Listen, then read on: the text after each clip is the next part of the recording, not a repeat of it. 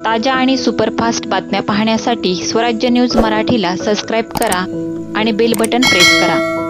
राज्य परिवहन महामंडळाच्या शहरातील बसस्थानकाचे नूतनीकरण आणि पर्यायी स्थानकाचे काम तातडीने करण्यात यावे, अशी मागणी आमदार विजयकुमार देशमुख यांनी गुरुवारी परिवहन मंत्री प्रताप सरनाईक यांच्याकडे केली।